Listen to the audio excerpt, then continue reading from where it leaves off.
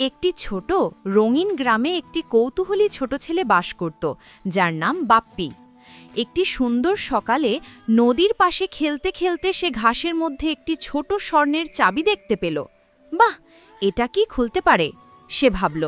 উত্তেজিত হয়ে বাপ্পি দাদির কাছে দৌড়ে গেল, যিনি সব সময় তাকে লোকানো ধনের গল্প বলতেন।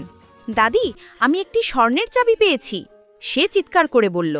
ফিসফিস করে বললেন, এই চাবি পুরনো বনময় একটি গোপন দরজা খোলে, কিন্তু মনে রেখো, কেবল সাহসী মানুষই এটি খুঁজে পেতে পারে।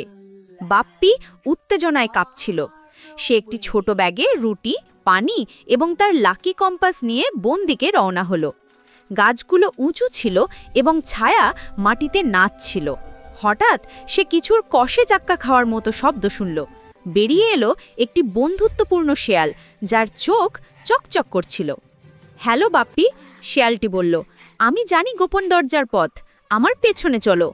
বাপ্পি শেয়ালের পেছনে পেছনে বাঁকানো পথ দিয়ে নদী পার হয়ে মশাযুক্ত সেতুর নিচ দিয়ে এগিয়ে গেল। তারা পৌঁছলো একটি বিশাল প্রাচীন গাছের কাছে, যার ছোট চাবির খোলা হালকা করে ঝলমল করছিল। এটাই নিশ্চয়ই, বাপ্পি উল্লাস করে বলল।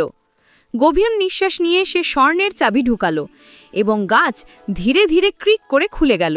ভিতরে এক জাদু কি জগৎ প্রকাশ পেল। ভিতরে আকাশ রঙিন রঙের মেঘে ঝলমল করছিল এবং ছোট ছোট উড়ন্ত প্রাণী চকচকে পাখা দিয়ে নাচছিল। সেখানে ছিল চকচক করা চকলেটের নদী এবং উজ্জ্বল ফল দিয়ে ভরা গাছ।